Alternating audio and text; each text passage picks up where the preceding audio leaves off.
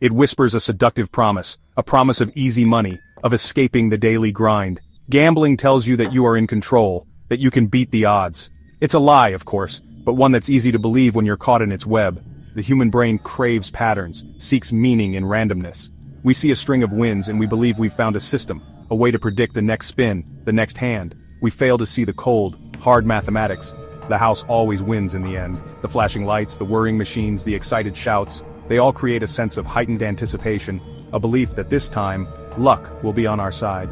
But luck is a fickle mistress, and her favors are fleeting. We chase the high of that first win, that moment when everything seems possible. We believe we can control the outcome, that we can outsmart the system. But the house always has an edge, and eventually, it will take everything.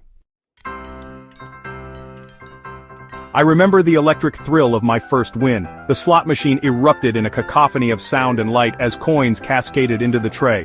The feeling was intoxicating, a potent mix of euphoria and validation. It wasn't about the money, not really. It was the feeling of triumph, the belief that I'd beaten the system. It was the rush of adrenaline, the dopamine surge that whispered promises of more to come. Looking back, I realize how dangerous that first win was. It hooked me, planted the seed of addiction that would grow to consume my life. It convinced me that I could control the uncontrollable, that I could win more than I lost. That night I went home with pockets full of cash and a head full of dreams. I didn't know it then, but I was already on a slippery slope, my descent fueled by delusion and denial. Days turned into weeks, weeks into months. The thrill of that first win faded, replaced by a desperate need to chase the high. Gambling became an obsession, a constant itch that I couldn't scratch. My life revolved around it. I woke up thinking about odds and payouts, spent my days devising strategies, my nights hunched over poker tables or feeding slot machines. My job, my relationships, my health, they all became secondary to the all-consuming need to gamble. The losses started small, almost insignificant, but they grew steadily, insidiously. Each loss fueled a burning desire to win it back, to chase the elusive next win that would make everything all right. The cycle was relentless. The thrill of the bet, the brief exhilaration of a win, the crushing disappointment of a loss, the desperate need to recoup. It was a vicious spiral, pulling me deeper and deeper into its depths. The financial consequences were devastating. My savings dwindled, vanished, credit cards maxed out, their plastic bodies snapping under the weight of my addiction, loans piled up, each one a desperate attempt to stay afloat in a sea of debt. I lied to family and friends, borrowed money I knew I couldn't repay. Shame and guilt gnawed at me, but I couldn't stop. The need to gamble, to chase that elusive win, overrode everything else. The weight of my debts became a physical presence, a suffocating blanket of despair. I was drowning, pulled under by the sheer enormity of it all. Yet, I couldn't bring myself to seek help, too ashamed to admit the truth of my addiction. Every day was a struggle to keep up appearances, to pretend that everything was fine. But the mask was slipping, the strain becoming increasingly difficult to hide. My relationships suffered. The lies, the deceit, the constant preoccupation with gambling, they all took their toll. Friends drifted away, their patience worn thin by my broken promises and constant requests for money. My family, bless their hearts, tried to understand. They offered support, encouragement, and tough love. But their patience had limits, and each broken promise, each lie, chipped away at the foundation of our relationship.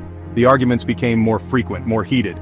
The trust, once unshakable, crumbled under the weight of my addiction. I was pushing away the people who loved me most, isolating myself further in the process. The guilt and shame were unbearable. I had become a burden, a source of pain and disappointment. I hated myself for what I was doing to them, for the pain I was inflicting on the people I loved most. Casinos are designed to entice, to seduce. The flashing lights, the hypnotic sounds of slot machines, the intoxicating smells of perfume and desperation, they all work together to create an immersive, inescapable environment. Time loses all meaning within those walls.